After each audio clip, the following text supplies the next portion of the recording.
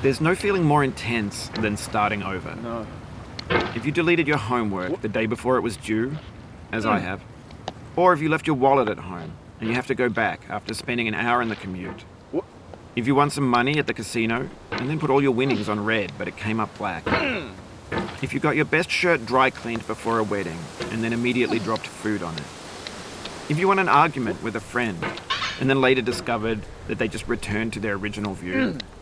Starting over is harder than starting up. If you're not ready for that, like if you've already had a bad day, then what you're about to go through might be too much. Feel free to go away and come back. I'll be here. Alright, thanks for coming with me on this trip. I'll understand if you have to take a break at any point. Just find a safe place to stop and quit the game. And don't worry, I'll save your progress, always.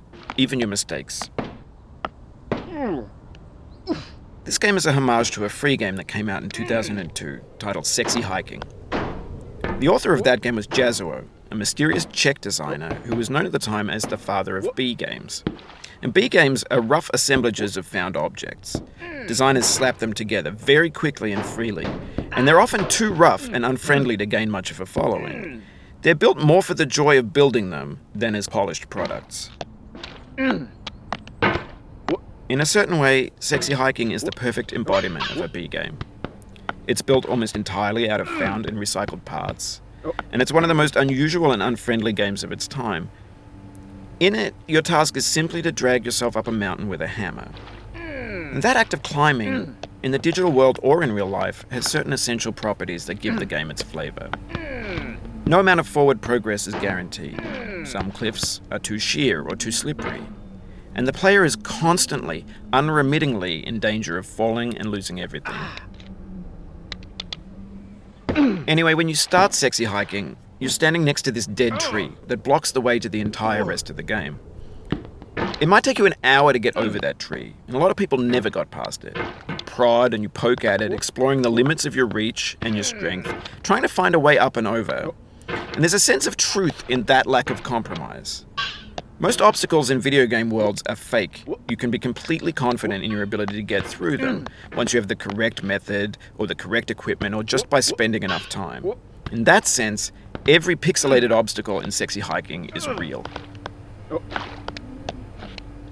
The obstacles in Sexy Hiking are unyielding, and that makes the game uniquely frustrating.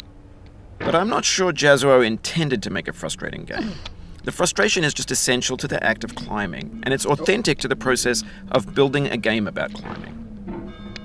A funny thing happened to me as I was building this mountain.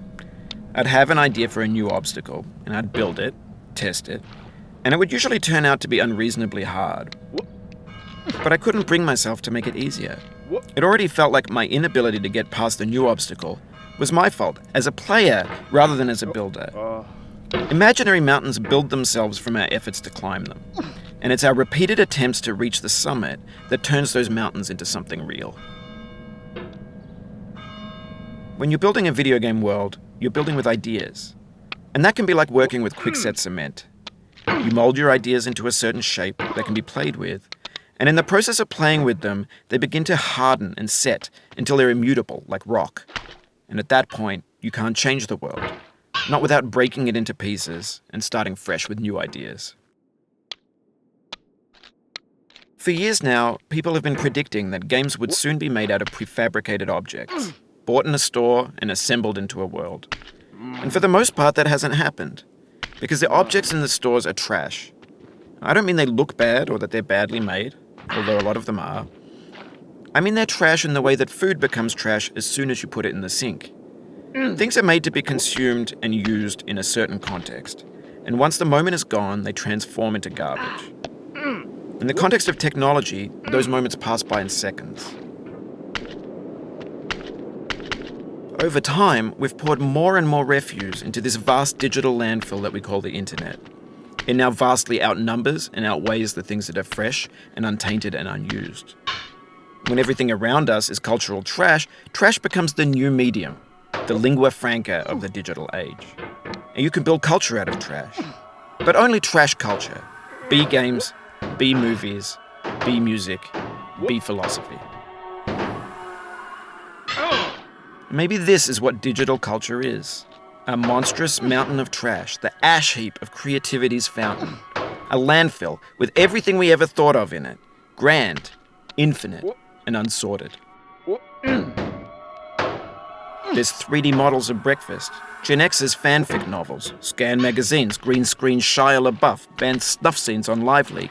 Facebook's got lifelike bots with unbranded adverts and candid shots of Kanye and Taylor Swift mashups, car crash epic failed GIFs, Russian dashcam vids, discussions of McRibs, discarded, forgotten, unrecycled, muddled, rotten, untitled. Everything's fresh for about 6 seconds, until some newer thing beckons, and we hit refresh. And there's years of persevering, disappearing into the pile, out of style, out of sight. In this context, it's tempting to make friendly content that's gentle, that lets you churn through it but not earn it. Why make something demanding if it just gets piled up in the landfill, filed in with the bland things? When games were new, they wanted a lot from you.